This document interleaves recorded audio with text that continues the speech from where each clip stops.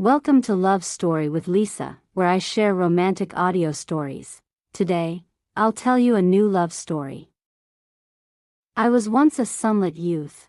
Now I am the crown prince, a man who wears a human face and lives with a beast inside. Synopsis answering the prompt. Is there a story told from the male protagonist's point of view? The wind atop the city wall was savage. It lashed against my face without mercy, the sound of fabric snapping violently in my ears. Below the wall stood my beloved younger sister. She had drawn her bow, its aim fixed squarely on me. The soldiers battering down the city gates shouted their slogans at the top of their lungs. Suppress the rebellion. Overthrow Prince Cheen. They forced me down onto the rough stone floor. Cold armor pressed against my body, the chill seeping through bone and marrow. I felt frozen to the core.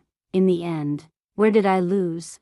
Why did I lose everything? Story begins. I was born the son of a prestigious and powerful clan.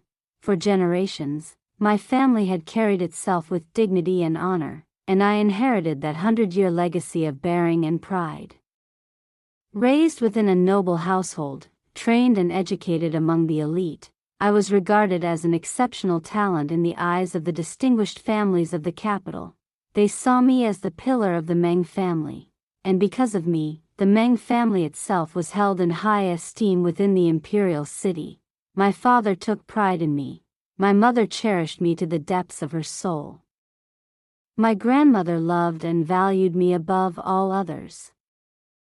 Even the clan head personally composed ceremonial writings to honor the ancestors, declaring that the Meng family, because it had produced a son like me, now had hope of preserving and passing down its legacy. By all rights, I should have lived a life filled with pride. I would have inherited my father's title, entered officialdom, and served the state. Above, I would repay the benevolent and uphold the family's good name. Below, I would protect my younger siblings and ensure their peace and prosperity. But I was born into an age of war and chaos. Taxes were harsh. Powerful families exploited the people like hired thugs. Even within the imperial clan itself, the young fifth prince once spent thousands of taels of gold, without hesitation, just to seize a famed courtesan for his own amusement. The world was in turmoil, and yet I was born into a noble household. My youth should have been filled with promise. Instead, I followed my father's counsel, remaining hidden within our residence, reading books, practicing calligraphy, and using the disorder of the times as motivation. I prepared myself for the future, so that one day I might protect my own family. Back then, my sister and I were the closest pair of siblings in the world. Aside from me, my mother had borne a pair of twins, a boy and a girl, my true blood siblings. The rest of my brothers and sisters, though sharing the same father, were distant by comparison. Only these two, this younger brother and younger sister, were the ones I loved with my whole heart. My younger brother, Meng Fan, was indulged endlessly by our mother. He was innocent and naive, a little domineering at times, but still lovable. My younger sister was named Meng Nok, Iris Meng. She was born a quarter hour earlier than Meng Fan, yet she was a demon king born into a chaotic age, lawless and untamable, quick-tempered, playful, and willful to the extreme. She left me utterly helpless. Meng Nok and Meng Fan were twins. Meng Fan, born slightly later, was thin and frail, plagued by illness from the moment of his birth. Because my mother pitied him and wished to nurture his health, she devoted herself to him day and night. Meanwhile, the concubines in my father's rear courtyard were anything but content, one after another giving birth to more sons and daughters. As a result, my mother had no time left to properly discipline Meng Nok. By the time I realized something was wrong with her, she was no longer the child I remembered, as a noble daughter of a prestigious household. She should have strictly observed women's conduct and family rules. She should have been calm and composed in her behavior, learned music, chess, calligraphy, and painting, understood propriety and reason. At home, she should have been filial to her parents. After marriage, devoted to her husband. Only such a noble daughter could bring honor to her clan. As for what kind of future awaited Meng Nok, I could not say. But the reputation of my father's entire household, the second Marquis residence, was being utterly destroyed. A little girl, barely grown, dared to steal boys' clothing and run outside to play. She carried a wooden sword, proclaiming herself a heroine, causing trouble everywhere she went, coming dangerously close to being abducted. When I returned from a hunting expedition beyond the city, I heard of the incident and felt my head ache. I ran all over the place, cleaning up the mess Meng Nok had made. She showed not the slightest hint of shame. Instead, when she saw me, her eyes lit up. She tugged at my sleeve and begged, "Brother, take me horseback riding." I forced her to kneel. I raised the whip, intending to discipline her. I demanded, "Do you know what you did wrong?" She answered, "I know." "And where were you wrong?" "I shouldn't have stolen Meng Fan's clothes to leave the residence. I shouldn't have relied on my little bit of skill to provoke trouble everywhere. And I shouldn't have ruined my own reputation." "You shouldn't rely on brute force when you don't even have the strength to back it up." I fell silent. This child spoke far too fluently. Was this truly the first time she had ever done something wrong? "Iris," she said, my younger sister lifting her face to me, "I've admitted my fault. Can you take me horseback riding now?" I asked her, "When I strike you, do you feel wronged?" "No," Iris replied calmly. "After you're done hitting me, can you take me horseback riding?" I could no longer suppress my anger and raised the whip. Yet remembering that she was still only a young girl, I held back some of my strength. Even so, she screamed in pain, crying loudly, begging me to stop. I watched her coldly for a long while, then could not help mocking her. "You're crying? Then why don't I see any tears? Is it all thunder and no rain?" Iris immediately reined in her expression, her face stiffening into stubborn defiance, as though death itself could not frighten her. In the end, I had no choice but to let it go. I pulled her into my arms and took her horseback riding. The horse was large, not quite a heavenly blood horse from the kingdom of Dayuan, but still a fine steed, capable of covering 1,000 miles in a day. I held Iris tightly as I urged the horse forward, galloping hard. I only meant to frighten her a little, hoping she would rein in her unruly nature and obediently stay home, learning how to be a proper noble lady. But she was not afraid at all. She clapped her hands in delight, laughing and shouting for me to go faster. Fury rose in my chest. I took her home and brought her before father to admit her fault. Yet father was not angry. Instead, he told her to go to the stables, pick a small horse, and begin learning how to ride. I was baffled and tried to persuade him, "Father, you shouldn't encourage a child's bad habits." Father merely gave a faint smile and said to me, "You know how stubborn Iris is. If you forbid her, she will only learn in secret. If she falls off a horse, then who will be at fault? Better to find her a proper master and teach her well." I smiled bitterly. Iris was so unusually obstinate. I truly didn't know who she had learned it from. When I was very young, I too had once been a spirited youth, born with a bold and carefree temperament. Looking back, that had indeed been the most triumphant period of my life. But those days had not been easy for our household. A great drought in the northwest had driven countless refugees into the capital. Father ordered the granaries open to distribute relief grain. I had personally gone to inspect the refugees' conditions.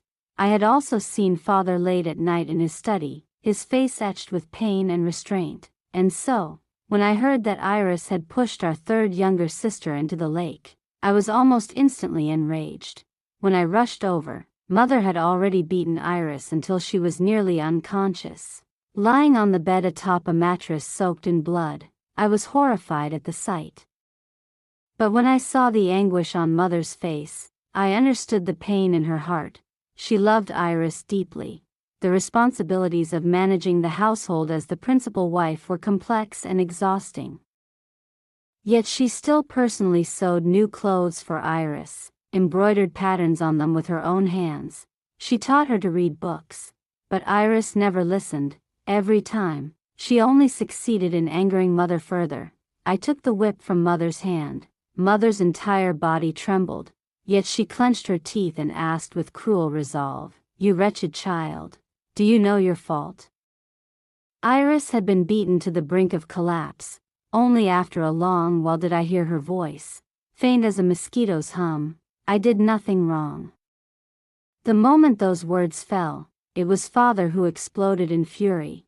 He smashed the teacup in his hand and roared, "Lock this wretched creature in the ancestral hall. She will not be given food until she admits her fault. Even your mother is now eating sparingly to provide relief for the refugees, yet you would push your sister into the lake over a few worthless pieces of jewelry. With such a vicious temperament, how are you worthy of being a daughter of the Meng family?" Iris smiled, just barely. Her voice was faint, blurred and fragile. "If Father is determined, then just let me starve to death." I watched as Iris was taken away. She was still so small, carried off by a strong old nurse, my hands clenched tightly. My fingernails digging deep into my palms until blood seeped out. Meng Fan tugged at my sleeve and asked me, "Brother, why doesn't sister admit she was wrong?" I didn't know how to answer. I only thought that she was being stubborn. She had always been strange and unyielding. Her relationships with her younger siblings never good. Even with Meng Fan, she rarely spent time playing together. So the incident of pushing our third sister into the lake, it might very well have been her doing. Meng Fan asked again, bewildered. "But she's already been beaten like that. If she just admits her fault, she won't be beaten anymore. Why won't sister admit it?" In the end, I could not endure it any longer. Late that night, I carried a food box with some pastries inside, along with medicine for her wounds, and went to see her. The ancestral tablets in the hall were arranged in neat rows. The guards pretended not to see me, opening one eye and closing the other as they let me pass. I saw the child lying face down on a prayer cushion, asleep. Her clothes had darkened into deep stains. Even in sleep, her brows were tightly furrowed. A maid from my courtyard had come with me, even though we were siblings by blood, even though we were 7 years apart, even though it was the dead of night and no one would know. I could not allow her reputation to be damaged. Once the maid finished applying the medicine, I signaled her to withdraw. I sat down beside Iris and opened the food box. She had already woken up. She lay on the prayer cushion, looking at me. I sighed and said, "Eat. Are you really going to starve yourself to death?" Her voice was still faint, lacking her usual liveliness. "I won't eat." "Don't be stubborn," I said, "eat properly. Tomorrow, go and apologize to Father." She turned her back to me instead. The movement was too forceful. I heard a sharp intake of breath. Then came her cold voice, "Brother, go back. It's not that I don't know what's good for me. It's that you're all wronging me.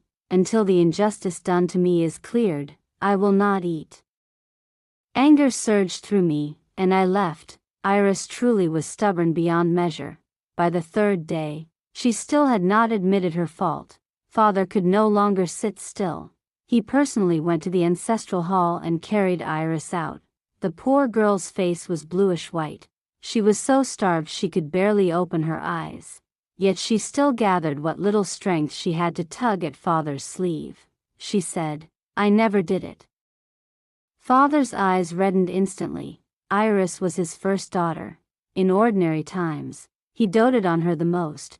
Even if she wished to study martial arts, to ride horses, practice archery, to do things so shocking and unconventional. As long as she acted coquettishly, father would always give his consent. This time, he was furious enough to punish her, yet looking at father now, it was hard to tell who was truly in more pain. Father personally carried Iris into grandmother's courtyard. Grandmother had never liked my mother, naturally. Her feelings toward Iris had always been lukewarm. But after hearing the entire account of what had happened, she was the first to demand that father bring Iris to her. Grandmother's hair was completely white, yet her spirit remained sharp and vigorous. When I arrived, I saw her gripping her cane and striking father with it. Father was tall and imposing, a man of great strength, yet under grandmother's authority, he did not dare resist at all, allowing the cane to fall heavily upon him again and again, each strike producing a dull, resounding thud. Mother dropped to her knees, crying as she begged grandmother to stop. Grandmother flung the cane aside with one hand, then sat heavily back down in her chair and began to weep. She is only 8 years old. She is your legitimate daughter, born of your own flesh. Such a young child, how could you be so cruel? Outside the hall stood concubine Luo, Madame Luo, holding our third younger sister, Meng Ting. Her expression was awkward and constrained. Only after grandmother's fury had subsided did she order someone to bring Meng Ting inside.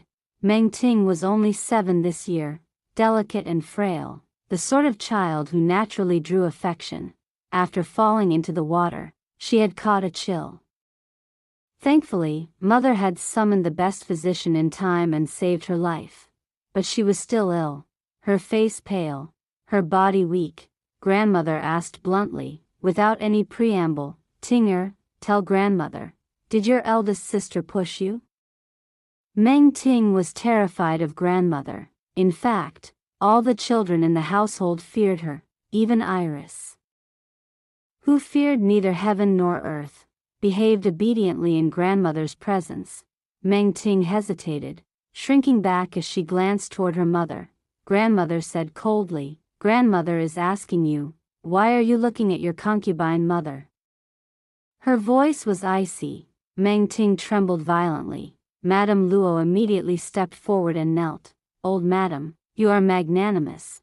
Tinger has not yet recovered from her illness after falling into the water. I beg you to show mercy and not make things difficult for the child."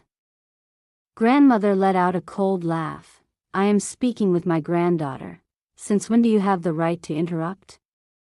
Before Madame Luo could recover from her shock, the old maid beside grandmother dragged her aside and delivered 2 hard slaps.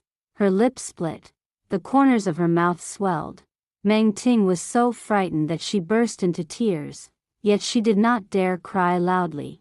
Mother looked pained and instinctively moved to pull Meng Ting into her arms to comfort her, only for a teacup thrown by grandmother to strike her squarely in the chest. "Your own legitimate daughter is still inside, being treated by physicians, her life uncertain, and yet you have the heart to comfort someone else's daughter?"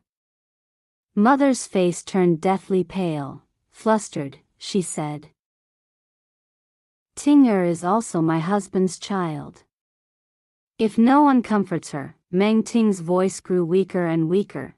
Grandmother pressed on, "Answer me, did your eldest sister push you?" Meng Ting sobbed and said, "Yes. Sister pushed me." Grandmother asked, "Why did she push you?" Meng Ting replied, "She wanted to steal my pastries.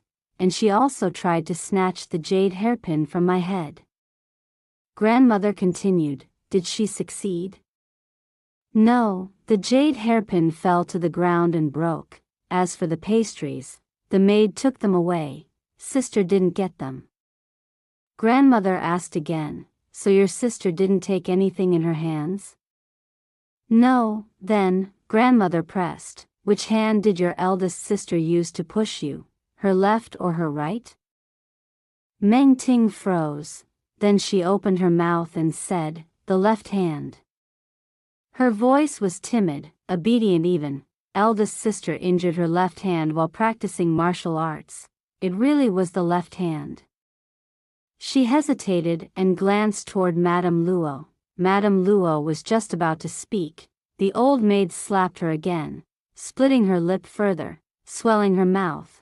Meng Ting trembled, no longer daring to cry. She obediently corrected herself. I remembered wrong. It was the right hand. Grandmother sneered. Whether you remembered wrong or not, I don't know. But I do know that your eldest sister's left hand has never been injured.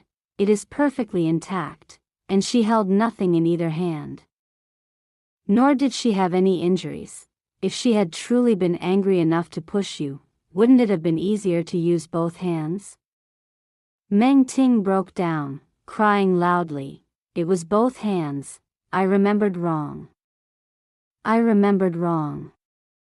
No one believed her anymore. Grandmother ordered someone to bring the rattan cane. There were still mottled bloodstains on it, the very whip that had been used to beat Iris. Grandmother said, "Since the truth cannot be made clear through words, I'll give you a few lashes instead. Perhaps that will clear your head." Meng Ting screamed in terror, retreating again and again. Mother instinctively shielded her behind her body. Grandmother stared at her in disbelief. You still want to protect her?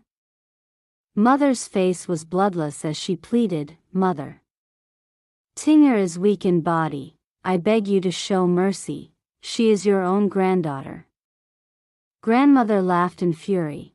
When you beat Iris that day, did you remember that Iris was your own flesh and blood? Then she asked again, Ting'er, grandmother will give you one last chance. Did your eldest sister push you?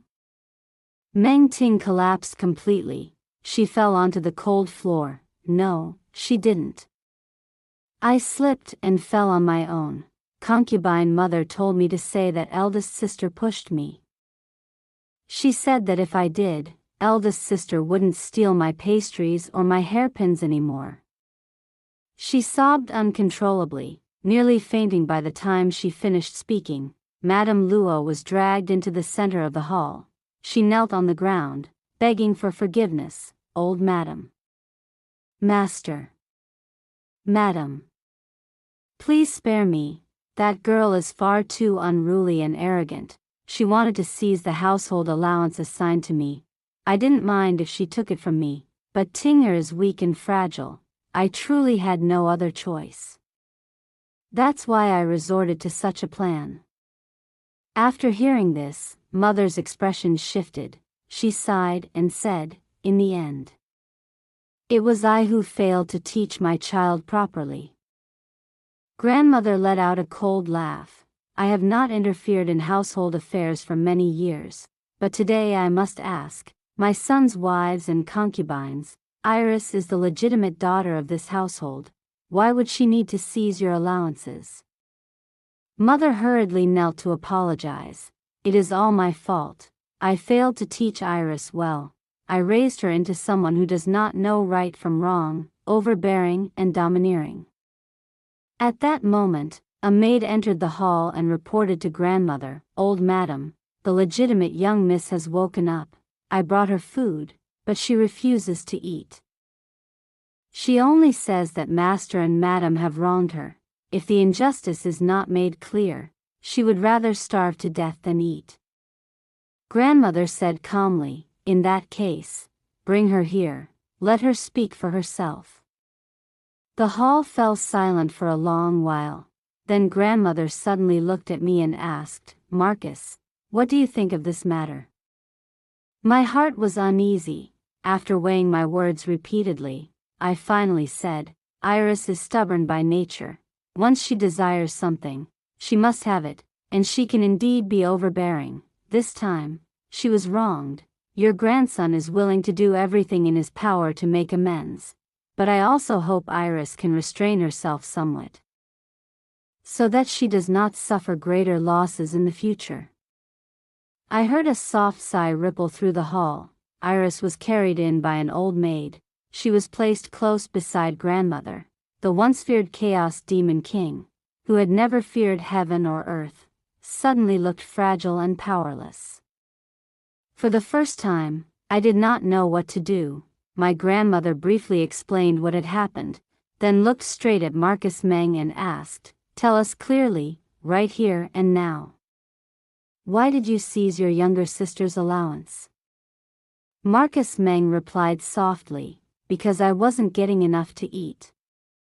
Father was startled. "Our household has never mistreated you.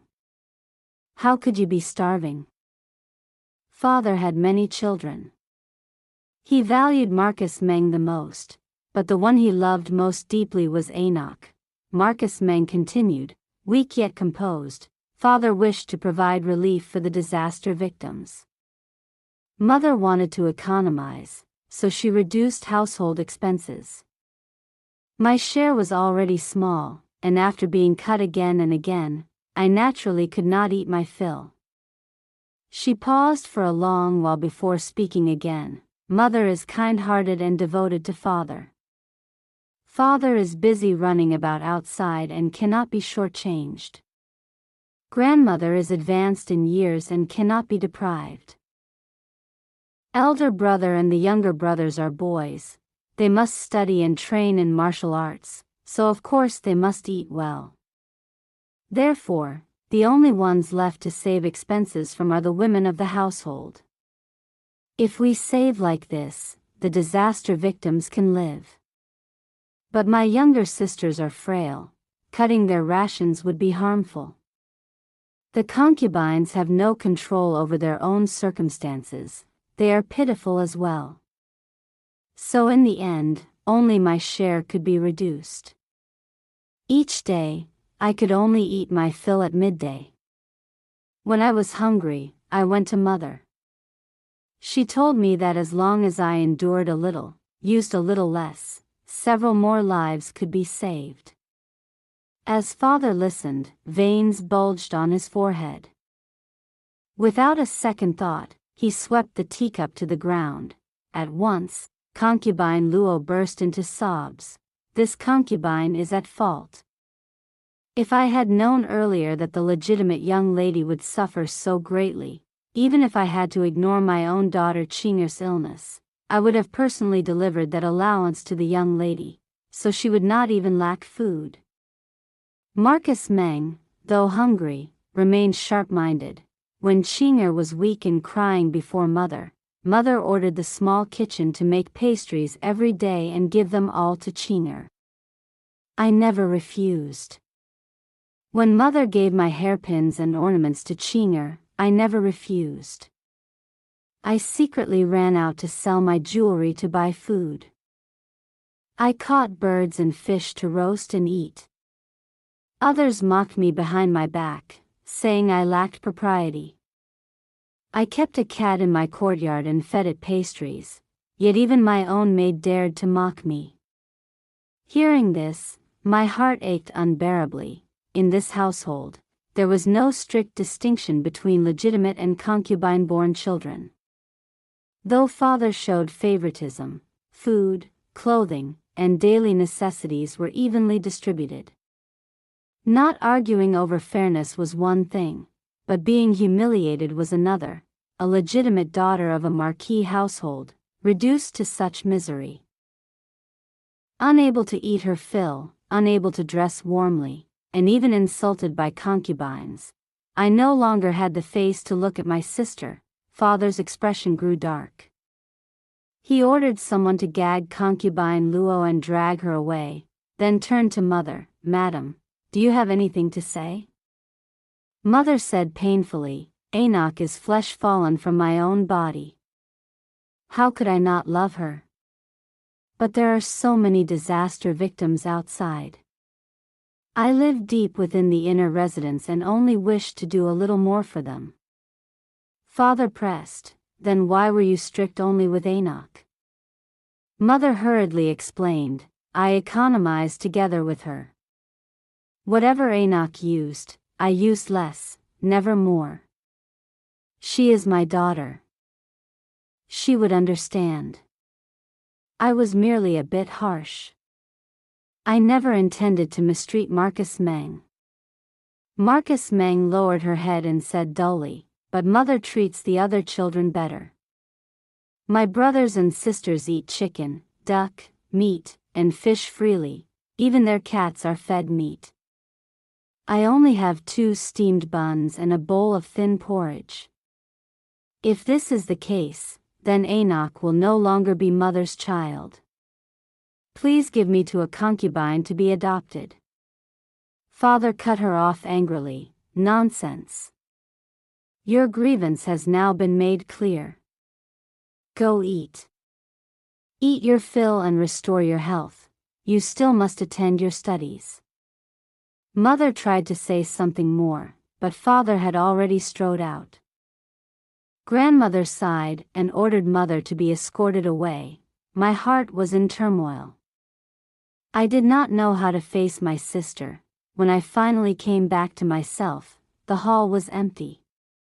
I could only leave. As the night wind blew past, I realized my back was drenched in cold sweat. I did not know when the chill had seeped into my bones. From that day on, grandmother's health worsened by the day. Father's rear residence was filled with concubines, none of them peaceful. Grandmother was constantly troubled, and her body declined rapidly. As for Marcus Meng, misfortune came one after another. Once winter arrived, physicians frequently entered and exited her courtyard. She stayed by grandmother's side to attend her. She used to fear grandmother, but slowly, after grandmother cleared her name, she became a filial and gentle granddaughter, observing propriety in all things, even the arts she once hated, music, chess, calligraphy, and painting, she patiently studied. The child's temperament had always been strange. This was the first time she had been so obedient. Mother, with a gentle expression, reached out to stroke her head in praise. Marcus Meng avoided her. Mother froze, withdrew her hand, and tears fell uncontrollably onto the back of her hand. At last, Enoch's love for mother completely dissipated. That winter, grandmother did not survive. Before her passing, everyone gathered around her bed.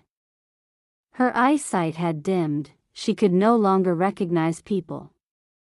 She stared for a long time before asking, "After I die, will Chinger be able to remain safe?"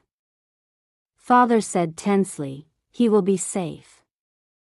Grandmother asked again, with chaos approaching, "Will the ancestral graves still be worshipped?" "With your son here," father replied, "the incense will never be extinguished." Grandmother smiled faintly and called me alone to her side. "Jewar, you are the best child of the Meng clan. Grandmother no longer has the strength to watch you grow, but I know, you will become a fine head of the family. Jewar, remember grandmother's teachings." I said, "Your grandson will remember." She sighed, "Heaven is unjust. The world treats you harshly. After I leave today, summon all clan members who serve as officials and have them return to observe mourning." She was already gasping for breath, pausing for a long while before continuing, "Do not cry. Mother can still protect you. 3 years of peace." Her breathing weakened further. Soon, the room filled with the sound of mourning cries.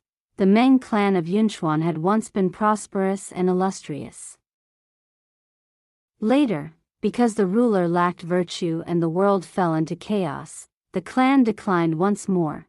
Father had originally been from a collateral branch. The previous clan head was incompetent and died early, leaving orphans and widows to suffer humiliation. Grandmother relied on needlework and perseverance to support father, helping him grow step by step. Father was poor at scholarship and had no way to enter officialdom. With no alternatives, he joined the army. Because he was brave, decisive, and strategically gifted, he was rapidly promoted. At that time, the nation was in flames, rebellions within, enemies without. Father achieved great merit on the battlefield again and again. forging his legacy with his own two hands. It was only that the world was unjust. His achievements shook the throne, drawing the ruler's suspicion. Within the court, he was repeatedly suppressed. Today, grandmother had passed away. The Meng clan could no longer delay and had to hurry back to escort her coffin to her funeral rites. I recalled grandmother's gentle, benevolent face from the past, and my heart was filled with unbearable grief. Yet I could not allow myself to appear overly sorrowful. I straightened my back and stood behind father, maintaining the dignified bearing expected of the illustrious descendants of a noble clan. I was the eldest son of the Meng clan, the future of the Meng clan. I bore the same heavy responsibility as father. I had no right to cry bitterly like a child. We escorted grandmother back to the ancestral land of the Meng clan in Yunchuan. Soon after, the imperial court issued an edict appointing father as deputy magistrate of Yuezhou, ordering him to assume office immediately. The ruler was deeply wary of him. Even after grandmother's death, the court insisted on sending father far away from this place. Father, of course, did not wish to leave. As a son, allowing his mother to suffer hardship and exhaustion for his sake while she was alive was already unfilial. The 3-year mourning period had not yet ended.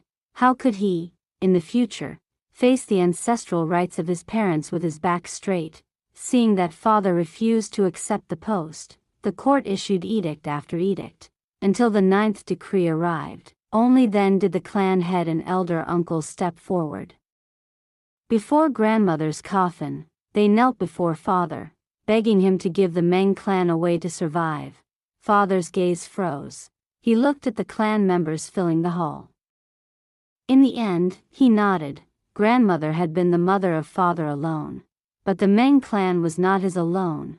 When he was young, he had endured endless humiliation. After growing up and entering the court as an official, he had, nonetheless, helped the clan for the sake of blood ties. Grievances entangled since childhood had weighed on father's heart for over 10 years. He still harbored resentment, but now, he could no longer afford to. In these tangled affairs, one matter after another, how could they ever be explained clearly? Yuezhou was far away. Years of warfare had left it desolate and ruined. Father had originally planned to leave alone, but mother and the concubines insisted on following him, even threatening death. Father naturally refused. He wanted them to remain behind to observe mourning for grandmother. He would take only me with him. Marcus Meng had grown a little taller, dressed in white mourning clothes. She asked me, elder brother, will this journey be safe? I replied, of course. She then asked, worried, war is everywhere. Yuezhou is far away. Father and elder brother are both suspected by the ruler. What should we do? The child's face was full of sorrow. Suddenly, I struck her hard on the back. She looked at me in shock and confusion. I loved her so dearly. How could I strike her? I withdrew my hand, helped her up, and asked, do you know why I hit you? Marcus Meng said, I don't know. I said, whether it is raging storms or violent winds, all of it is imperial grace. What you just said is disloyal.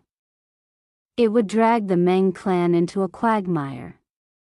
Seeing her eyes, I suppressed the pain in my heart and adopted an icy demeanor. The duty of a woman lies in chastity and obedience. You recklessly discuss state affairs, thinking yourself clever. This damages your reputation. At that moment, Marcus Meng revealed her strange temperament again. On what grounds, she demanded, must I submit to elder brother? I refuse. I asked, do you want to destroy even the little reputation the Meng clan has left? Do you want your sisters to be unable to marry? She froze, her hands trembling slightly. I sighed and said, Yuezhou is a good place. Once the mourning period ends, elder brother will come to fetch you, Afan, and mother. We will go to Uejo together. Your future husband is there as well. Eldest son of the Lang family, handsome, valiant, talented, and of good character. At home, you must be diligent. Help mother with household duties.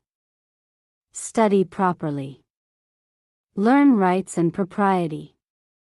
Wait for elder brother to return and take you with us. She lowered her head in grievance. Tears fell to the ground, gathering into small puddles. I said, Mother still feels guilty toward you. She loves you very much. Don't be angry. When I reach Uejo, I will write to you, buy gifts for you. As long as you are obedient, elder brother will still love you.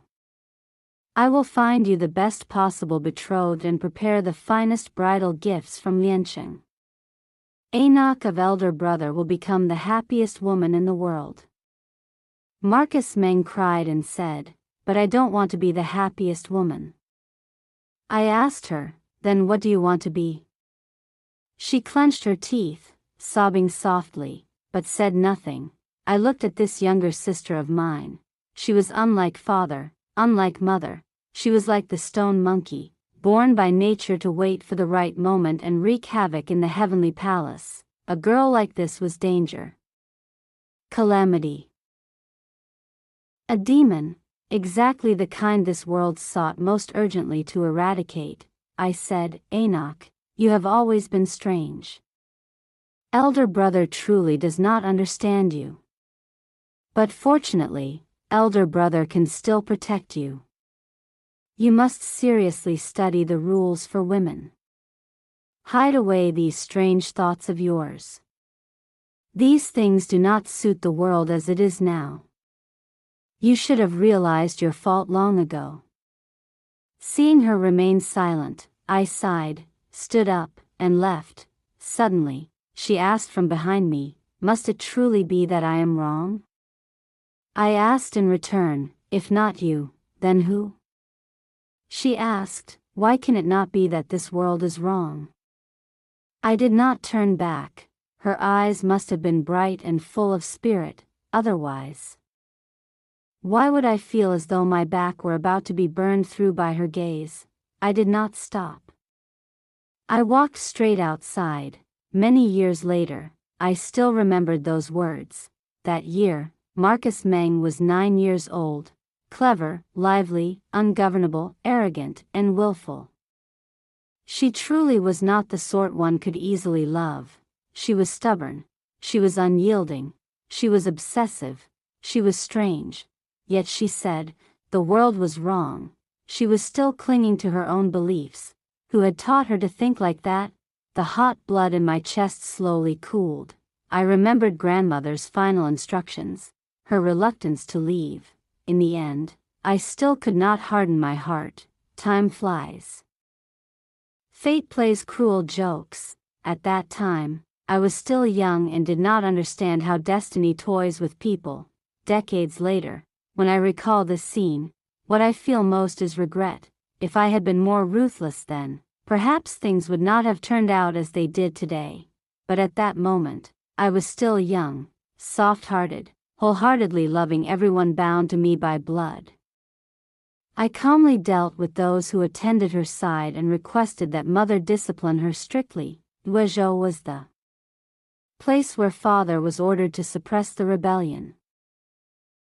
Years of continuous warfare had reduced the region to utter ruin. Along the way, there were no common people plowing the fields, only bandits running rampant. Farmlands had been burned to ash, villages looted clean.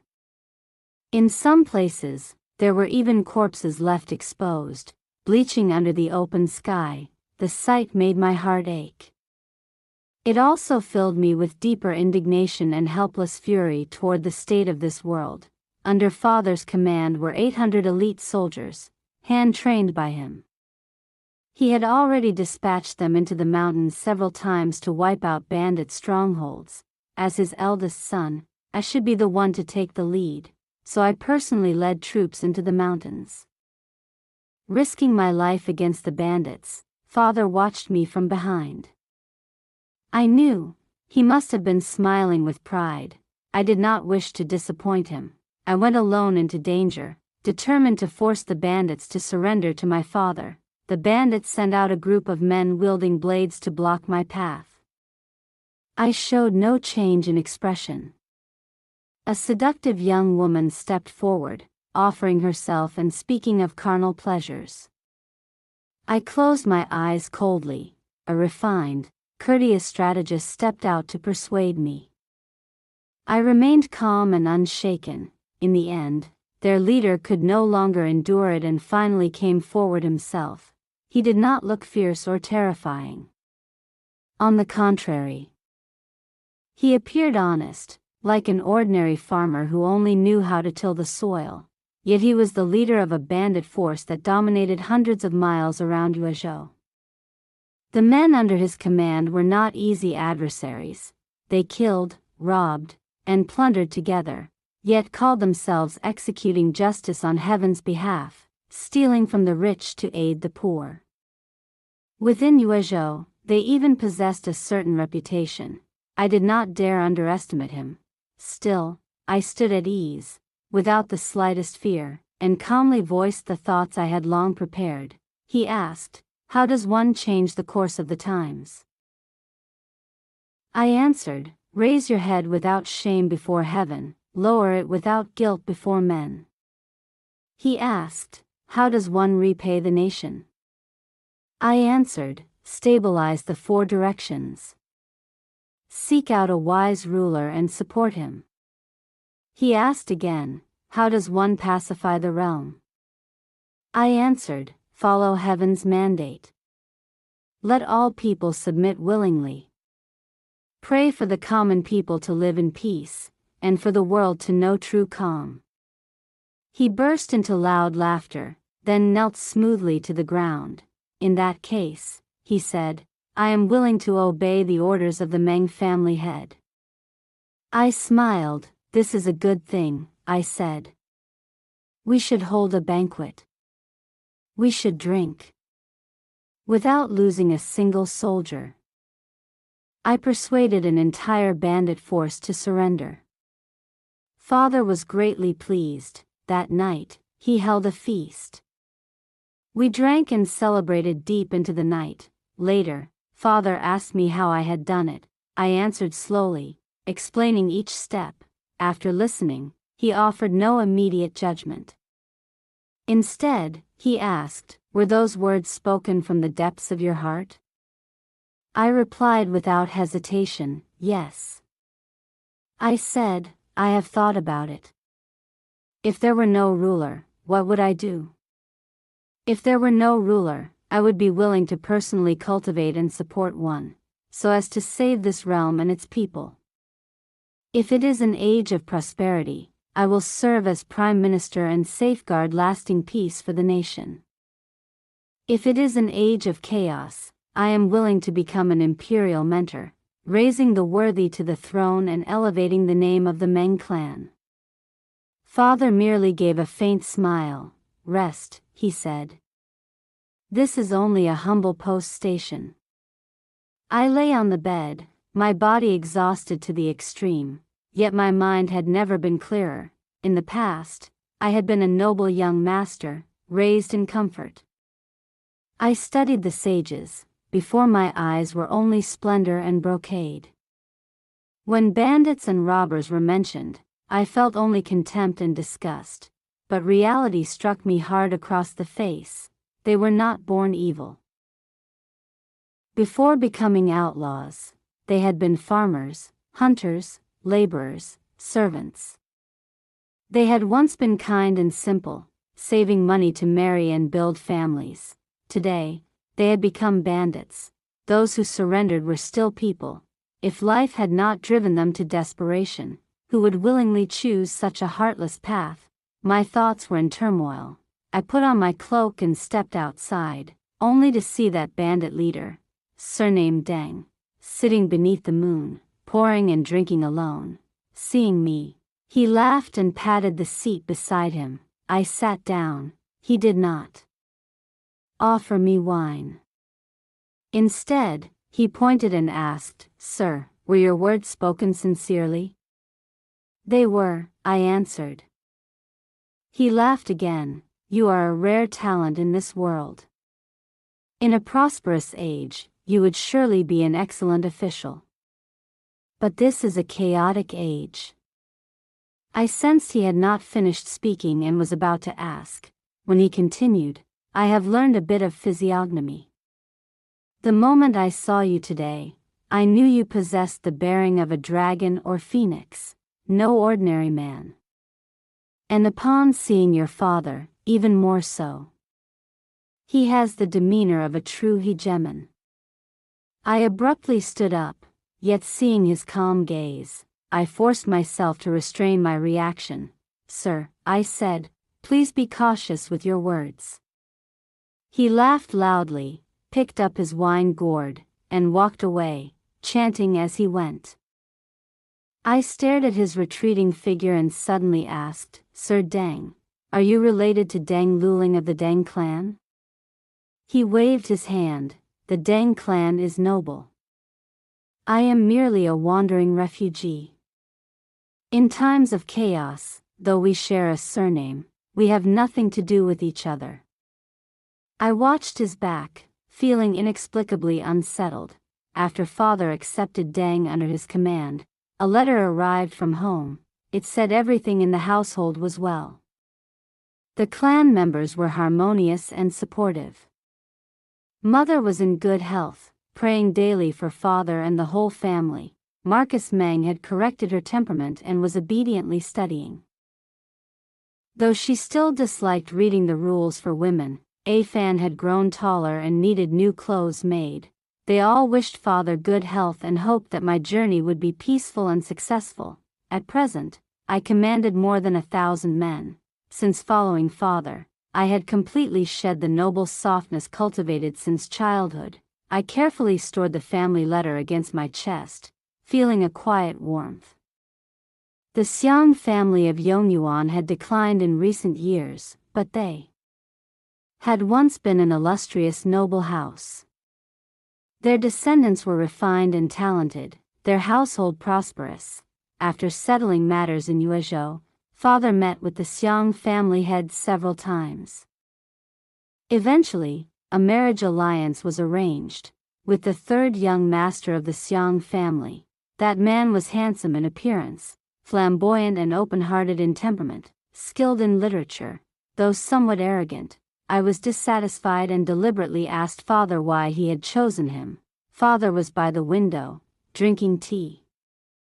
Hearing this, he set the cup down. "The one who proposed the marriage alliance with the Meng family," he said, "was actually the eldest son of the Xiang family. Do you know what kind of person he is?" I thought for a moment. The Xiang family has deep roots. His parents surely wish him to inherit the family estate.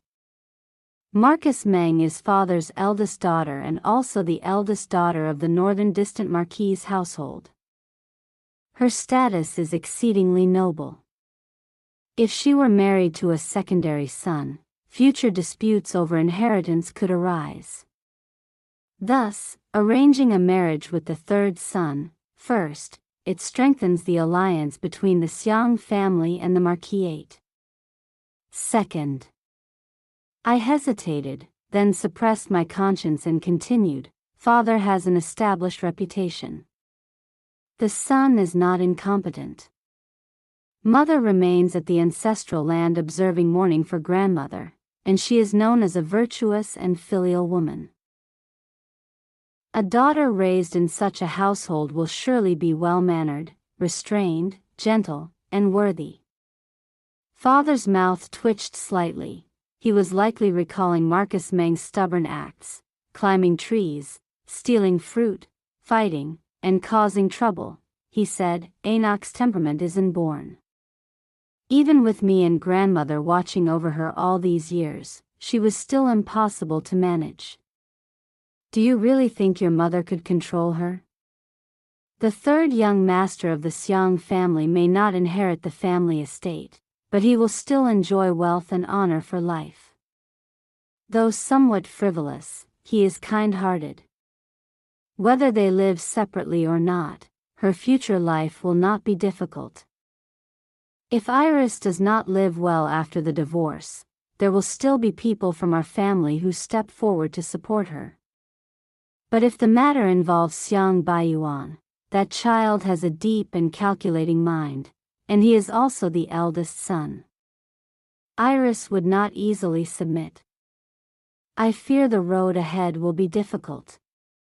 Xiang Baiyuan is the eldest son of the Xiang family. I sighed inwardly and said nothing more. Time flowed on. Peach blossoms bloomed, then withered again. I began to take over the affairs under my father's authority. Every day was filled with relentless busyness. Governing Yuezhou was no easy task. Qingji was so devastated it was unbearable to look at. Officials ran rampant, abusing their power.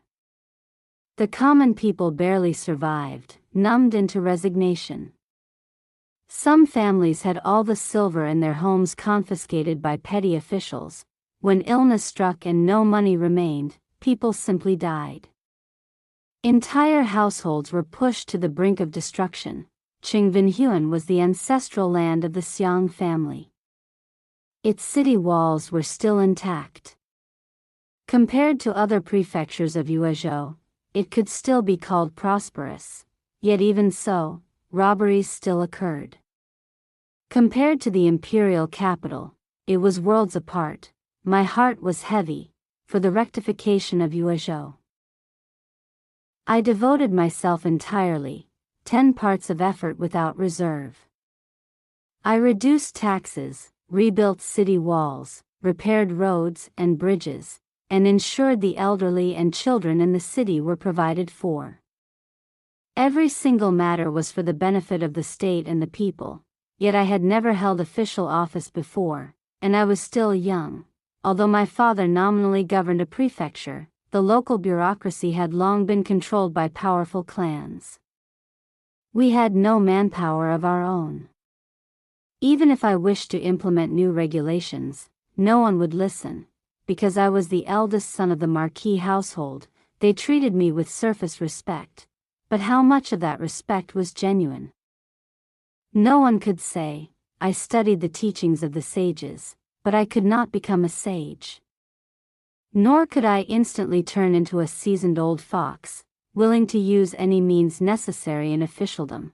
So, to rebuild the city walls, I personally went door to the wealthy families of the city, asking them to donate silver. Each of those wealthy men laughed heartily, raised their teacups, and spoke the same words. To have a young master like you in Yuezhou is truly a blessing for the common people. But today, bandits roam the land. Our own households do not have much silver. These few dozen taels are merely a token of our sincerity. Please, young master, do not despise it. I nearly laughed out loud.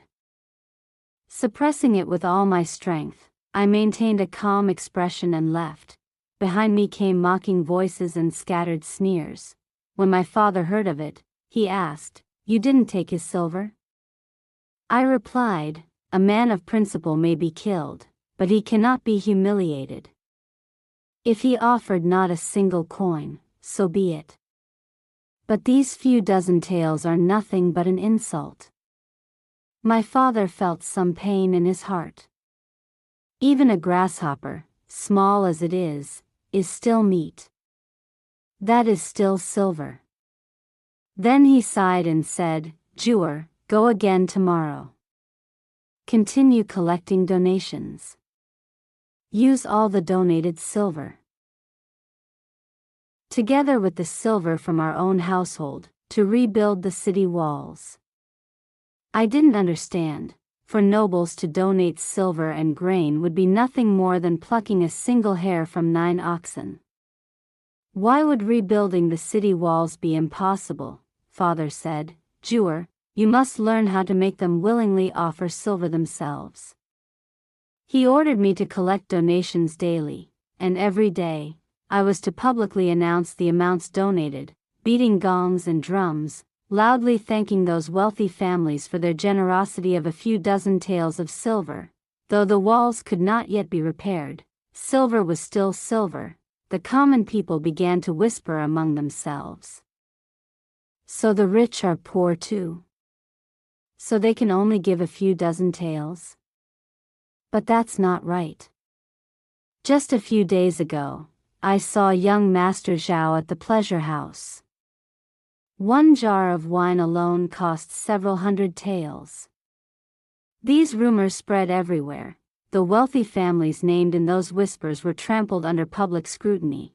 My father and I fanned the flames from behind. Every household, commoners and minor gentry alike, longed for strong city walls to defend against bandits. The wealthy families could raise private guards and keep armed servants, of course. They did not fear robbery. But what about the common people? Was it not they who suffered? In the end, the wealthy families could no longer endure the pressure. They sent over large sums of silver. Not only were the city walls secured, but the Meng family's reputation was also greatly strengthened. Time rushed by. Because I had accomplished several major tasks, I was riding high with success. Then, when I finally looked up, what I heard was news rushing in from Yunchuan. Rebellion had broken out in Yunchuan. My mother was dead. My concubine mother was missing. I buried myself in official documents. When the report was placed before me and I read those words, the world suddenly felt unreal, as though nothing beneath my feet was solid. The messenger was furious and grief-stricken to the extreme. He said that the Empress Helena had been kind-hearted, opening the granaries to distribute grain and provide relief to the disaster victims. Who could have known that the bandits harbored wicked intent? Taking advantage of the fact that the residence held only women and children, they stormed in with axes. The Empress was killed by the bandits. The young lady and the second young master were both missing. I was dazed, almost unable to breathe, my vision blurred. My throat tasted salty and raw. By the time the physician arrived, I barely regained awareness. I lay on the bed as the physician administered acupuncture. My father stood beside me and said, I have already arranged your mother's burial. I have also sent people to search for Iris and Afan. They could not have fled far. I wanted to smile at him, but no matter how I tried, I couldn't. I had lost my mother. My younger siblings were missing. Grief and agony surged upward from the depths of my heart, nearly engulfing my entire body. I clenched my teeth as tears fell, drop by drop.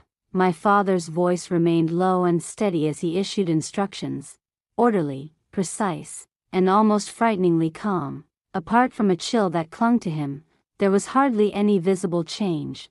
I looked at him, and suddenly, boundless hatred rose within me. She was his legal wife. Iris and Afan were his own children.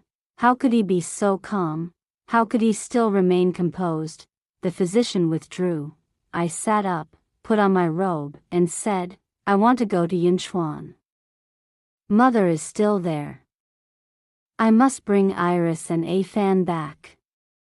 My father replied, the families in Yunchuan will handle matters. I have already sent people to search for them. You cannot go. I looked at him in despair. Your wife died such a miserable death. Your children are missing. Do you truly not care at all?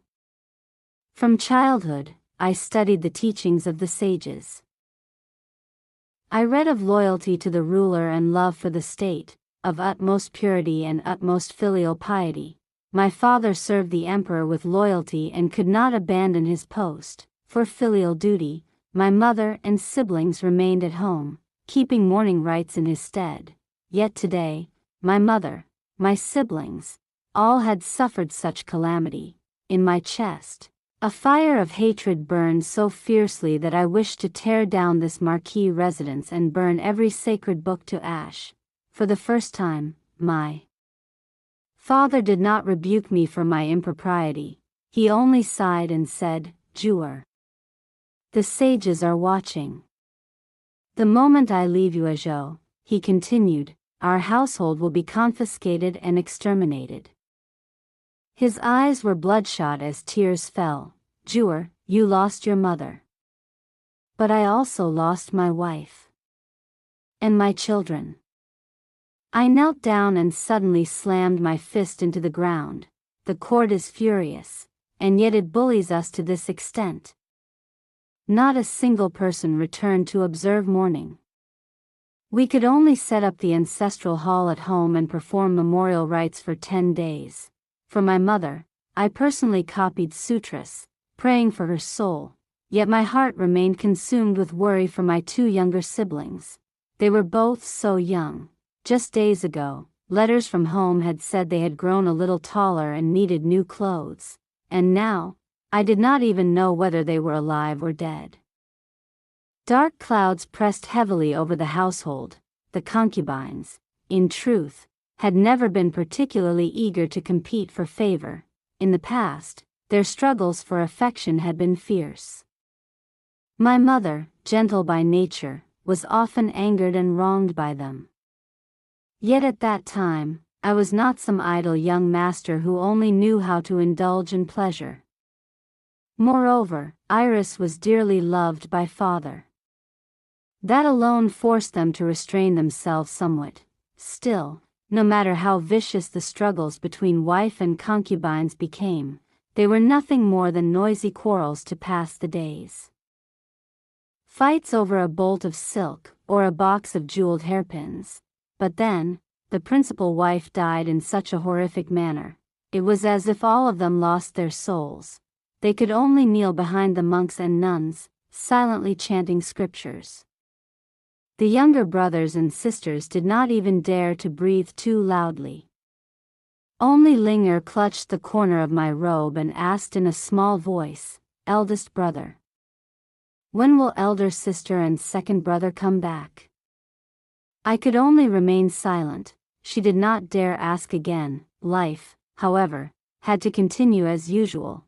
The court issued an imperial edict to console father.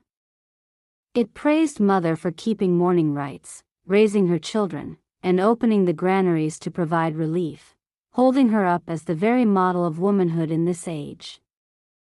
The sages themselves were said to commend her. She was posthumously honored as a first-rank lady, granted countless gifts and valuables.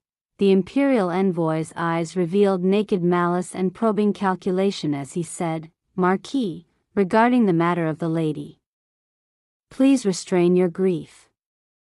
Father smiled stiffly. "Many thanks for His Majesty's concern. The Marquis residence has prepared wine. I invite the honored envoy to rest for a while." The envoy remained in our residence for 5 days. After all, this was the mourning period for the lady. During those days, father neither took a new concubine nor drank wine for pleasure. Instead, he slept every night in the concubine's quarters. The envoy wore a faint, cold smile. But whenever he saw my darkened expression, he grew flustered and dared not say much. On the day he left, father finally stepped out of the concubine's chambers. A scroll was spread open upon the desk before him. His back was straight. There was no trace left of frivolity or indulgence. In my heart, there seemed to be an empty space. Something within me desperately wished to grow up, yet my knowledge was too shallow, my age too young. I feared that one day, if they returned, I might not recognize them, so I drew their portraits, over and over again. I looked at them every day, memorizing their faces. Father had never believed in gods or Buddhas.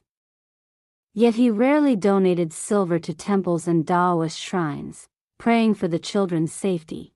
If they were alive, he prayed only that they would be safe and return home soon. If they were dead, he prayed that they would find peace and happiness in their next lives. The third young master of the Xiang family came by several times. At first, it was supposedly to visit his fiancée. Later, he began visiting frequently, reading books with me, but he was obsessed with poetry, calligraphy, and painting, admiring elegant scholars and romantic refinement. We had no common topics to discuss. I did not like him. Every time he came, I sent him to play with my younger cousins. There was simply too much I had to do, petitions and documents from the censorate. Grievances of the common people. Wheat seedlings just sprouting in the fields. New bandits appearing in the mountains. All of these mattered more than anything else. Behind my back, the third young master of the Xiang family complained to Linger that I was terribly dull, obsessed all day with power and schemes, wasting a naturally heroic spirit. He said arrogantly, "Linger, pour me some tea." Then he turned and repeated those words to me. I merely patted Linger's head and said, "It's fine." That third young master was nothing compared to his elder brother, Xiang Baiyuan. Xiang Baiyuan was deeply calculating, impossible to grasp. If such a man were to take charge of the family in the future, how could the clan fail to prosper? 2 years passed. The day heaven returned my lost siblings to me. That day, I walked out of the study hall and saw 2 children standing beneath the tree across the way. They were still not tall. The one in front stepped forward, bowed to me, and called me elder brother. I bit back my tears and pulled her into my arms, unable to speak, only tears falling freely. Marcus Meng struggled in my embrace. "The clothes on sister are dirty. They'll soil brother's garments." I hugged her even tighter, wiping away tears carelessly. "What does it matter if they're dirty? Come home with brother." I saw Afan standing there blankly. I hurried over, still holding Iris, and pulled him into my arms as well. My voice choked. "Fanner. Have you forgotten brother?" Afan hesitantly rested his chin on my shoulder. At last, his soft sobbing turned into loud, wrenching cries. Only after the 3 of us had cried enough did I order a carriage and take them home. Xiang Baiyuan witnessed the scene. Smiling, he said, "Since that is so, congratulations, young master, on your reunion." I thanked him briefly and hurried back with my siblings. The 2 children had suffered greatly. They were extremely thin. My heart ached. I ordered food to be brought so they could eat their fill, then sent them to bathe, scrubbing them thoroughly. They had only just returned home. There was no time yet to make new clothes. I ordered Linger's garments and those of orphaned children to be brought for them to wear. They had truly endured immense hardship. They were older now, yet after 2 years, they had not grown taller at all. The clothes hung loosely on their thin frames. I led them to pay respects to father. My heart heavy, the moment father saw them, tears streamed down his face. Father and children wept together for a long while before speaking of those 2 lost years. That year, Iris took Afan and hid among the rockeries, escaping the slaughter. Before mother died, she instructed them to go to Yuezhou. At the time, Yunchuan was in total chaos. Along the road were bandits and rebels everywhere. Iris dared not reveal their identities. She sold the fine clothes on her body in exchange for a little money, taking Afan toward Yuezhou. But they did not know the roads. With natural disasters and rebellion everywhere, the 2 children could only mix in with beggars, smearing mud on their faces, slowly gathering information, searching for the path to Yuezhou. They were kidnapped. They were abused. They were nearly cooked and eaten as food. When father heard this, his tears soaked his sleeves as he pulled them into his arms, murmuring over and over, "My children. My children." Marcus Meng instead wiped father's tears herself and comforted him. Father, A Fan and I were able to find you an elder brother because heaven showed mercy. If we make father suffer like this now, wouldn't we turn a good ending into sorrow? Meng Fan shrank timidly at the side. He was no longer the domineering, lively little chubby boy of the past. As father and children spoke, laughter suddenly sounded outside the door. A servant entered to report, "Master, Madam Bai has arrived." Before I could speak, I saw Marcus Meng lift her head. Her eyes widened slightly, as if in surprise, but her gaze was incomparably sharp, like a blade.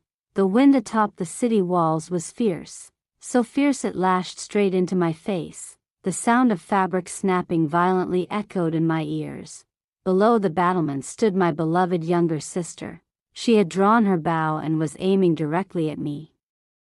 The soldiers who had breached the city walls shouted in unison, chanting slogans of "Suppress the rebellion. Eliminate the Qin prince." They forced me down onto the rough stone floor. Cold armor pressed against my body, a chill seeping into my bones. Where had I lost? Why had I lost everything? I was born the son of a prestigious noble clan, a family whose legacy spanned centuries. I inherited the spirit and dignity of my lineage and was raised within a powerful aristocratic household. In the eyes of the noble families of the capital, I was a prodigy, the pillar of the Meng family. Because of me, the Meng family was highly regarded within the imperial city. My father, Emperor Alaric Meng, took pride in me. My mother, Empress Helena, loved me with every fiber of her being. My grandmother cherished and valued me even more. The clan elders once even composed ancestral verses proclaiming that the Meng family, with a son like me, would surely see its legacy endure. By all reason, I should have lived a life of pride and honor. I was meant to inherit my father's title, enter official service, repay the virtuous, uphold the family's reputation, and later protect my siblings, ensuring peace and prosperity for all. But I was born into an age of chaos. Taxes were crushing, the great clans ran rampant, and even members of the imperial family, like the fifth prince, would squander thousands of gold simply to snatch a courtesan for amusement. The world was in turmoil. Though I was born into privilege and should have enjoyed a promising youth, I instead followed my father's advice. I stayed within the household, reading books and practicing calligraphy, using the chaos of the times as motivation to one day protect our family. Back then, my sister and I were the closest siblings in the world. Aside from me, my mother also bore a pair of twins, a dragon and phoenix. My true younger brother and sister, the other siblings, though sharing the same father, were distant. Only these two were the ones I truly loved. My younger brother, Marcus Fan, was doted on by our mother, innocent, naive, a little domineering, but still lovable. My younger sister, Marcus Meng, she was born just a moment before Fan, yet she was a little demon king, lawless and unrestrained, hot-tempered, playful, willful, often leaving me utterly helpless. Meng and Fan were twins. Fan was born later, frail and sickly from birth. Because of this, our mother devoted all her energy day and night to caring for him. Meanwhile, the concubines in the rear courtyard were far from content. They bore more and more children, and my mother had no time left to discipline Meng properly. By the time I realized something was wrong, Meng was no longer the girl I remembered. As a noble young lady, she should have strictly followed female virtues and family rules, be calm, refined, accomplished in music, chess, calligraphy, and painting, filial at home, devoted to her husband after marriage. That was how a noble daughter should bring honor and blessing to her family. I didn't know what kind of woman Meng would become in the future, but I knew for certain that the reputation of my father's entire marquis household was being utterly destroyed. She was still so young,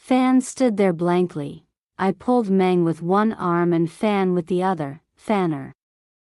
Have you forgotten your brother? He rested his chin on my shoulder, from soft sobbing to wailing cries. When the three of us had cried enough, I hired a carriage and took them home. The former lady of the household, no matter how chaotic the inner quarters once were, had never allowed any child to suffer hunger or freeze from the cold. But now that Lady Bai held power, any young master or young lady who fell out of favor would immediately become a target for servants who trampled the weak and flattered the strong. At best, they were ignored. At worst, they were left without proper food or clothing. Lady Bai was abusing the descendants of the Marquis's household, severing the very line of inheritance. And yet, father still chose to protect her.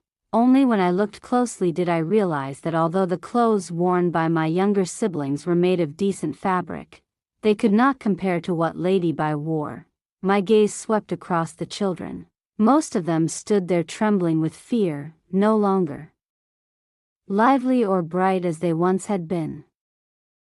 If they had not been oppressed and threatened on ordinary days, how could the sons and daughters of this household be so terrified, so afraid to speak? In the courtyard, several chests had been piled up. Judging by their placement, they had been dragged out of Lady Bai's own room. Marcus Meng stepped forward and opened them one by one. Jewels, rare treasures, pure gold and silver, gleaming so brightly it hurt the eyes. The clothing allowances of my brothers and sisters had been cut. The private rooms of the concubines had been searched.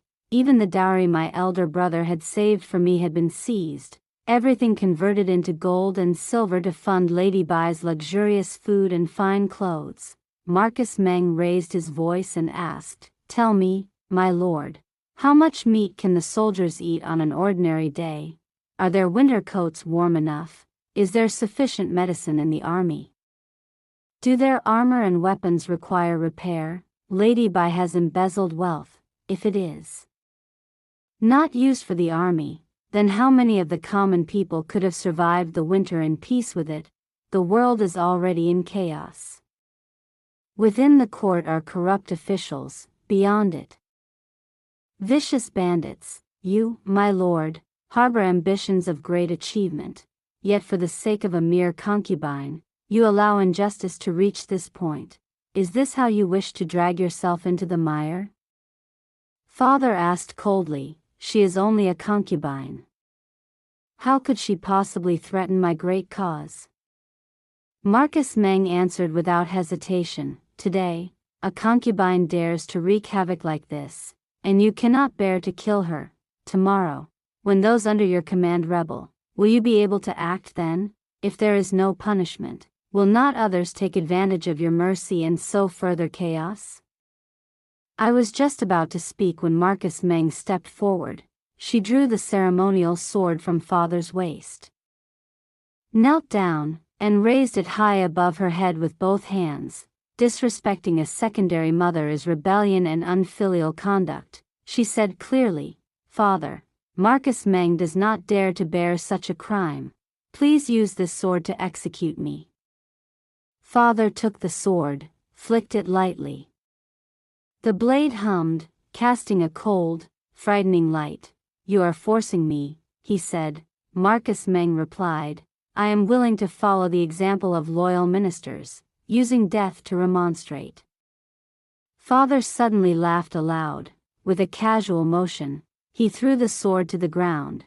"Lady Bai is yours to deal with," he said. Marcus Meng replied, "I am willing to follow the example of loyal ministers, using death to remonstrate." Father suddenly laughed aloud. With a casual motion, he threw the sword to the ground. "Lady Bai is yours to deal with," he said. "Do not disappoint me." He clasped his hands behind his back and left. The sword stood embedded in the earth, its blade still trembling. Marcus Meng rose, pulled the sword free, and pointed it at the palace maids. "Untie her." No one dared to hesitate. The ropes binding Lady Bai were quickly removed. One maid asked obediently, trembling, "Young lady, how do you wish to handle this?" Marcus Meng raised her sword. I stared at her in shock. Her face was frozen, utterly devoid of emotion. Her hand did not tremble at all. The servants tried to restrain Lady Bai. Perhaps driven by sheer instinct to survive, she broke free and lunged forward, trying to flee. Marcus Meng struck. When the blade was withdrawn, blood splattered across the ground. Marcus Meng remained cold and calm, lifting a handkerchief to wipe the blood from her face. A piercing scream erupted in the courtyard. Several concubines and younger children fainted on the spot. Others fled in terror. In the end, only Marcus Meng and I remained, along with the servants and Lady Bai, who was being executed. Lady Bai's screams were agonizing, unbearable to hear. She begged Marcus Meng for mercy. When that failed, she began to curse her. She cursed her never to die peacefully. She cursed her to fall into hell, to be haunted by demons, to be abandoned by all. Her voice grew hoarse, until she could no longer speak, but her eyes remained locked on Marcus Meng, brimming with hatred and malice. She wept until blood stained her lips. Marcus Meng's expression never changed. My head throbbed. The scene before me was absurd and unbearably tragic. That day, rain poured down in torrents. Marcus Meng stood in the rain, watching the execution to its end. What kind of demon had descended to possess my sister's body? How could a child be so ruthless? How could a child's face remain so still? She was still just a child. Lady Bai's body was wrapped in a straw mat and dragged away to be buried in a mass grave. I sighed inwardly, unsure how to face Marcus Meng. I wanted to call out to her, yet when I saw her standing there, leaning on her sword, her presence dark and oppressive, my voice froze. I demanded coldly, "Marcus Meng, do you intend to kill your elder sister with your own hands as well?" The sword fell to the ground. Marcus Meng looked dazed, whispering, "Elder sister." I turned away and left. Father was drinking wine when I arrived. He said nothing, his expression relaxed, as though the woman who had just died so brutally had never been his beloved concubine. He dragged me into drinking with him. I drank until I was nearly unconscious. He spoke many words, but only 2 sentences stayed with me. "A child like Marcus Meng. I really cannot bear to marry her off. How could she be a daughter?" I helped him to bed and went outside to clear my head. The rain had stopped. A pale moon hung on the horizon. Suddenly, I wanted to see Marcus Meng. She had grown up. I should not have gone. It would damage her reputation. But her reputation had already been ruined, from the moment she ordered Lady Bai's death. From the moment she entered military camps, from the moment she read books like a man, from the moment she led Afan through beggary just to survive. How had she become like this? Marcus Meng had not slept. She sat on the bed, hugging her knees. When she saw me, she lowered her head, like a child who had done something wrong. "Elder sister," she called softly. I sat down, not knowing what to say. I poured myself a cup of cold tea and took a sip. The chill seeped into my throat, jolting me more than halfway sober. Marcus Meng did not move. She hugged herself tighter and asked quietly, "Elder sister, did I do something wrong?" Wrong? Lady Bai was of low birth and had committed grave crimes. Even death would not have been excessive. But it should not have been Marcus Meng who did it. She asked. Lady Bai was incompetent, cut our siblings' allowances. But did she truly deserve death? I answered, "You killed her." Marcus Meng whispered, "I didn't know. I didn't want to kill her, but I had to." She said Lady Bai had thrown the household into chaos, oppressed their brothers and sisters. Only by killing her could Marcus Meng subdue everyone. She was afraid father would continue to favor and protect Lady Bai, bringing consequences so terrifying that the siblings would not survive them. But elder sister, she said, her hands shaking, was she truly unforgivable? She continued in a trembling voice, I am a sinner. Guilty beyond measure. I once sold myself to bad people to find a fan. That was the first time I ever ate my fill. But I broke their arms and legs. I knew I couldn't defeat them. If they woke, they would come after me. So I crippled them. Only then could I escape. Only then could I run away with a fan. She said, trembling, elder sister. Lady Bai went from a living beauty to such a miserable corpse. It was I who gave the order to kill her. Tell me, was it all a mistake? Was killing them all wrong? I watched her shaking. I should have told her she was wrong. I should have told her to stay at home, to read books and practice calligraphy, to learn the zither and recite poetry. She had a father and an elder sister to shelter her. She had a future that others envied, a praised engagement, a dowry worth an entire city. Marcus Meng was extraordinarily intelligent. She understood everything she learned with ease. She should have lived as a celebrated noble lady, grown into an ordinary woman with a peaceful, happy life. But she refused, again and again, stubborn, strange, walking willingly toward a dead end. I let out a sigh, stepped forward, and pulled her into my arms. I patted her back gently, soothing her. I asked softly, if you could do it all over again, would you still choose the same? Her voice shook as she answered, yes. I said, Marcus Meng, you are not wrong. It is this world that is wrong. But this road is hard, unspeakably hard. From this day forward, you will walk a path filled with suffering. You will be deeply wounded. You will endure countless cold, condemning stares from the world. Words alone can destroy you. Powerful ministers may suppress you. Your brothers and sisters may not understand you. Even your future husband may wish to kill you. I held her tighter. Marcus Meng, I only hope that your elder sister can still protect you. After that day, two major events occurred within the household. First, Marcus Meng followed father in and out of the military camps. It was no longer that father could not dissuade her and had no choice but to bring her along. She now accompanied him openly, under the identity of a descendant of the Meng family, standing beside him to discuss important military matters. Nothing was concealed from her. Second, father was preparing to remarry.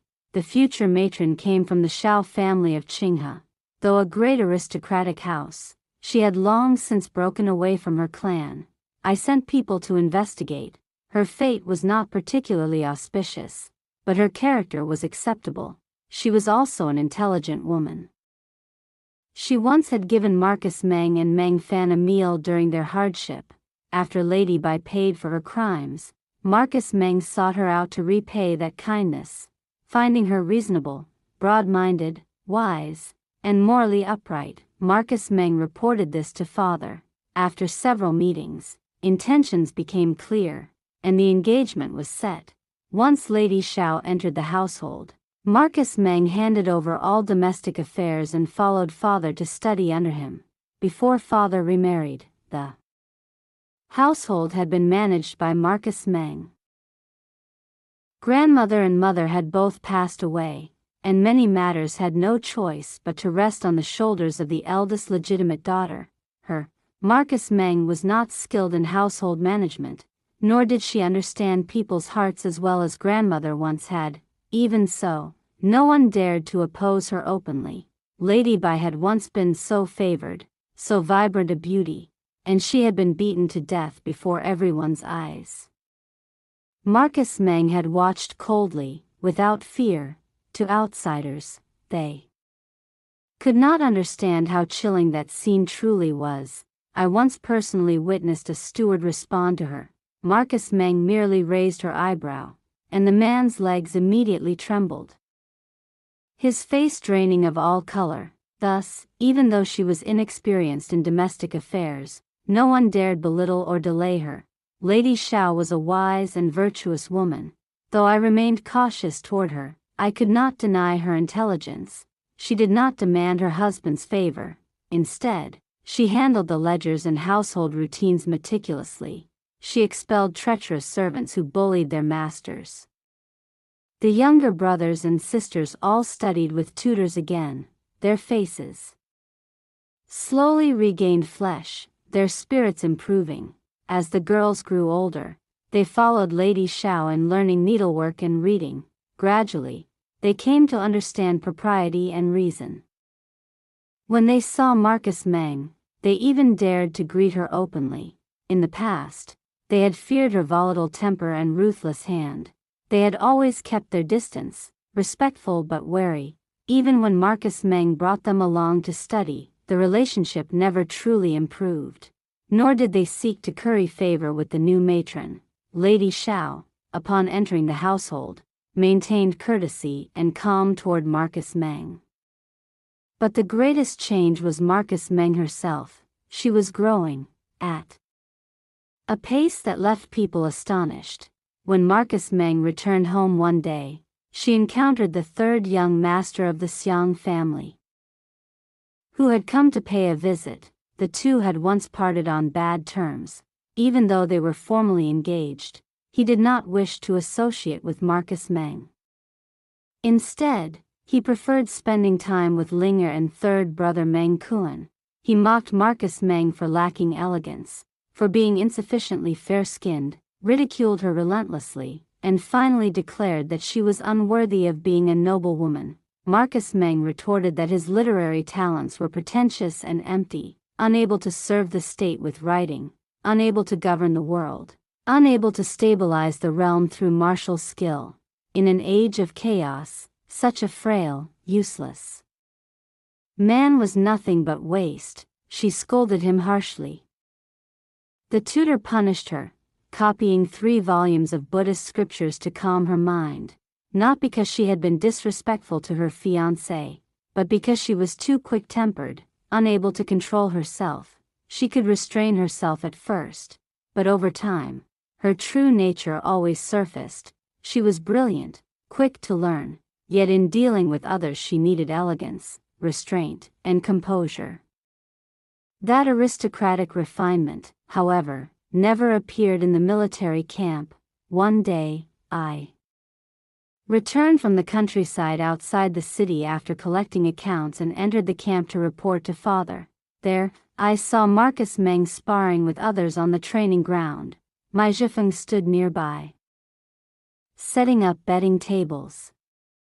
When the match began, he spread sunflower seeds on a stall.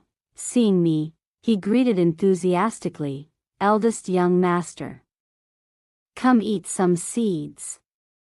Freshly roasted, very fragrant. Want to buy some? I'll give you a discount." I merely nodded slightly, refusing to engage. My Zhifeng was the son of my benefactor. Master Mai, style name Yuanbai, was a renowned Confucian scholar of the age, celebrated for his virtue. Yet his son Mai Zhifeng was slick, extravagant, fond of merchant affairs, and loathed studying. Master Mai devoted his life to scholarship and moral service, yet because of Mai Zhifeng, his reputation carried a permanent blemish. He had lost his temper countless times, but could do nothing. Mai Zhifeng once whispered to me, "Studying? I reek of copper coins. Those people don't want to associate with me." Indeed, no one wanted to befriend him, except Marcus Meng. The two were perfectly in sync, climbing trees, catching fish, stealing chickens, chasing dogs, causing trouble from dawn till dusk. More than half of Marcus Meng's bad habits were learned from him. My relationship with Mai Zhifeng was shallow at best. I despised his indulgence and lack of ambition, and his corrupting influence on my sister. Everyone disliked him, except Marcus Meng. The noble's son scorned his company. He, in turn, obediently avoided them. He never lingered around me either, ignoring my repeated warnings.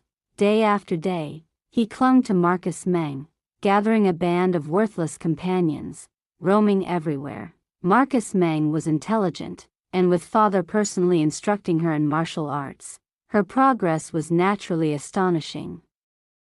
I watched as she kicked a young soldier straight off the arena.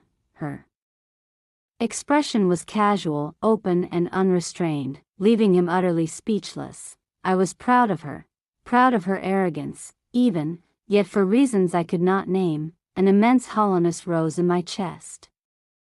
If, in the future, Marcus Meng were to be married off, how many injustices would she have to endure? She was still standing on the arena, shouting loudly, when I was lost in thought and suddenly felt my body sway. By sheer instinct, I steadied myself, only to realize that I was already standing in front of everyone.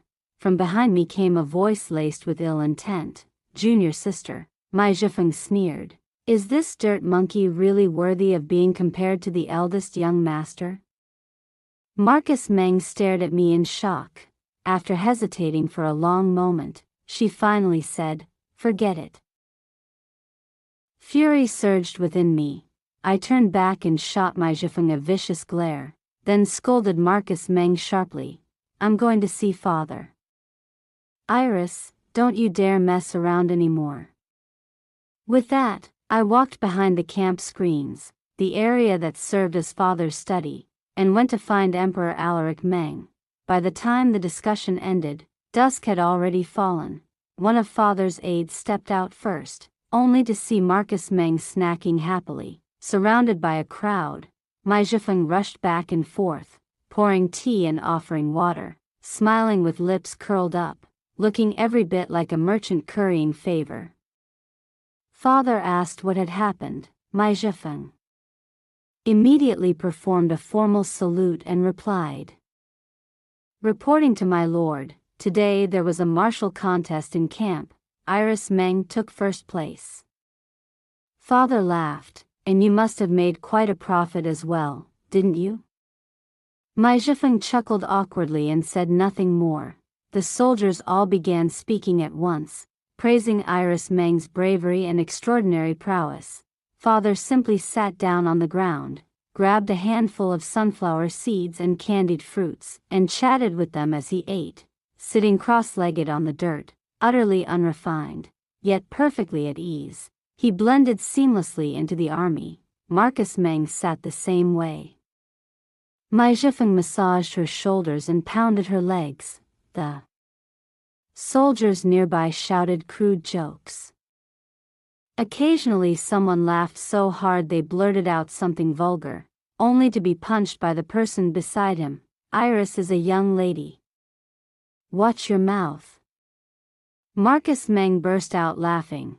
"That's right, I'm a woman, and you shouldn't talk so shamelessly in front of others either. Be careful, or you won't find a wife in the future. Don't come crying to me when that happens." The man laughed as well. "I'm just a rough fellow. A good girl like you surely wouldn't mind." Inside, I was both frightened and furious, watching Marcus Meng blend into them so effortlessly. Only made me feel even more powerless. From that day on, life continued as usual. Mai Zhifeng was beaten soundly by Master Mai, left behind a single letter, and disappeared without a trace. Every day, I diligently handled official affairs, trying desperately to erase the impact of that incident. If Marcus Meng had been a boy, the world would have laughed it off. People would have said, "The Meng family's son is brave and mighty," and that would have been the end of it. But Marcus Meng was a woman. The world praised her formidable martial skill, yet whispered that the Meng family's eldest son was utterly useless, surpassed by his own sister. Once I recovered, my worries only deepened. The relationship between Marcus Meng and the third young master of the Xiang family had become outright hostile. She had already come of age, of course she should have been married, yet she was on bad terms with her betrothed, spending her days mingling in the military camps before marriage, completely destroying what little reputation remained. How was she supposed to live after marrying into another household? Her future mother-in-law was already deeply dissatisfied. She came to visit several times, her words layered with pointed hints. Listening to them made my face burn with shame. Toward the Xiang family, I felt overwhelming guilt. Raising a daughter of the Meng family into such a state was ultimately our fault. I could not persuade father. I could not persuade Marcus Meng. All I could do was quietly accumulate more dowry for her, assist her more in household affairs, hoping to appease the Xiang family's anger, and make Marcus Meng's future life slightly easier. But Marcus Meng's shocking behavior ultimately damaged the reputation of the entire clan. She herself was already betrothed. That alone would have been manageable, yet the younger sisters were dragged down as well. The eldest daughter had fled the capital before marriage, spent her days in military camps, lacked domestic refinement, and behaved more like a man than a noble woman. What kind of proper young ladies could her sisters possibly be? After Marcus Meng came of age, it should have been Linger's turn, yet every matchmaker who came represented only minor households, and they did not come for eldest sons, only neglected second sons, with meager family assets and declining fortunes. Anxiety gnawed at my heart. Father, however, was unconcerned. The daughters of our family choose others, he said calmly. If they cannot be married off, I will support them for life. I thought that would be the end of it. Who could have expected? Once Marcus Meng came of age, the third young master of the Xiang family would come to our door to break off the engagement. That beast. Marcus Meng was not angry at all. She wrote a letter dissolving the engagement, returned the betrothal tokens, and ordered him beaten and thrown out. The third young master was flung out into the cold. Marcus Meng stood tall as bamboo, and coldly asked whether there was someone else in his heart. He looked back into the doorway, his gaze tender. That person was Meng Ling. How laughable. He ignored the Meng family's eldest daughter, and wanted to marry her younger sister instead. This was no different from slapping the Meng family's face in public, breaking off the engagement after her coming-of-age ceremony. Even if the third young master was at fault, the world would still speculate that Marcus Meng was improper in her conduct, that she had shamed the Xiang family, and heartlessly severed ties between the two households. And if the reason was his feelings for Linger, would that not still mean a daughter of the Meng family lacked shame, seducing her own future brother-in-law? Marcus Meng remained unbothered. She had never liked the third young master to begin with. Dissolving the engagement pleased her instead. She shut the door and dealt with the matter indifferently. Linger was the daughter of concubine Song. It was likely that concubine Song had long intended to marry her daughter into a powerful household. When the third young master first frequented the Meng residence, it was she who pushed the connection forward. Linger's interactions with him, and even the exchange of betrothal gifts between the two families, had been partially funded by the Song household. The matter had never been proper. Yet concubine Song forbade her daughter from informing father. Today's disaster could not have occurred without her involvement.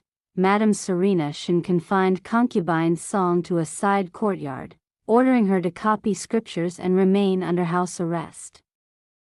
While she herself took Linger under her care, father summoned Marcus Meng for a private discussion. For the first time, I was not allowed to attend. That night, snow fell heavily. I drew the treasured blade grandmother had given me, and practiced swordplay alone in the courtyard until dawn. The blade was razor sharp, radiating chilling cold that pierced to the bone. I cut down the green bamboo in the yard. Turmoil filled the world. A storm was coming. When I was young, I once asked Master Mai why he accepted Marcus Meng as his disciple.